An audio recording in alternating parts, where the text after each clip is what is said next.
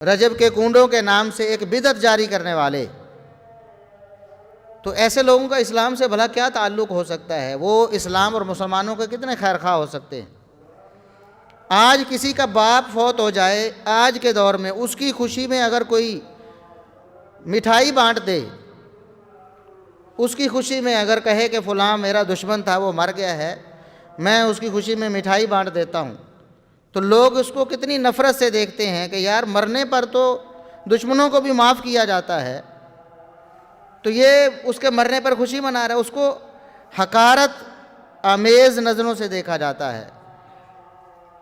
تو سیدنا معاویہ رضی اللہ عنہ جو نبی کریم صلی اللہ علیہ وسلم کے خاص رشتہ دار اور آپ کے جلیل القدر صحابی ہیں، جن کے اسلام کے لیے بے شمار کارنامے ہیں،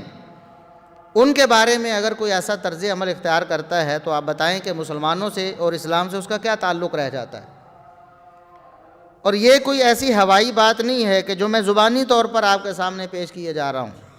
اس سے پہلے گزشتہ سالوں میں باقاعدہ حوالے پیش کر چکا ہوں،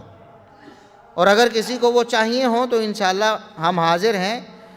اس فرقے کی خاص اور معتبر کتابوں میں ان کے بڑے علماء نے،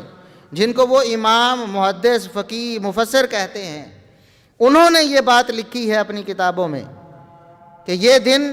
22 رجب سیدنا معاویہ رضی اللہ عنہ کا ان کی وفات کا دن ہے، اور اس پر ہم خوشی مناتے ہیں، اور نعوذ باللہ ان کو وہ بڑے گندے گندے القاب دے کر ذکر کرتے ہیں کہ ان کی وفات کی خوشی میں ہم مٹھائیاں بانٹنے ہیں، اور اس دن ہم خوشی کا اظہار کرنا اور سرور کا اظہار کرنا اس کو ہم عبادت سمجھتے ہیں۔ لیکن ہمارے بھولے بھالے سنی بھائیوں کو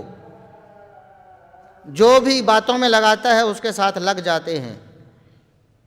کوئی خاص فرقے ہیں، کھانا پینا ان کا ترہ امتیاز ہے، ان کی ہر عبادت میں کھانے پینے کا بہت دخل ہے،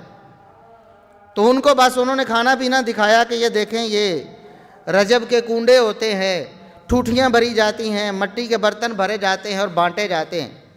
تو انہوں نے خوشی خوشی اس کو قبول کر لیا۔ انہوں نے نہیں دیکھا کہ اس کا پس منظر کیا ہے، ان کو ایک جھوٹی کہانی بھی گھڑ کے سنا دی کہ یہ جناب امام جعفر صادق کے کنڈے ہیں، حالانکہ امام جعفر صادق رحمہ اللہ تعالی ان کی نہ یہ پیدائش کا دن ہے نہ ان کی وفات کا دن ہے، ان کی تو کوئی مناسبت بنتی ہی نہیں اس رجب کے مہینے سے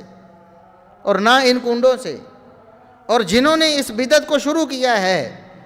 انہوں نے خود لکھا ہے کہ ہم کس خوشی میں یہ کام کرتے۔ اگر آپ نے غلط فہمی میں اس کو اپنا بھی لیا، پھر آپ کو حقیقت پتہ چل گئی کہ یہ تو ہمارے اسلام کے بڑے بڑے ہیرو جو ہیں ان کی وفات کی خوشی میں ایسا کر رہے ہیں، تو اس کے بعد بھی اگر آپ اس پر جاری رہتے ہیں تو پھر آپ کو اپنے ایمان کی خیر منانی چاہیے۔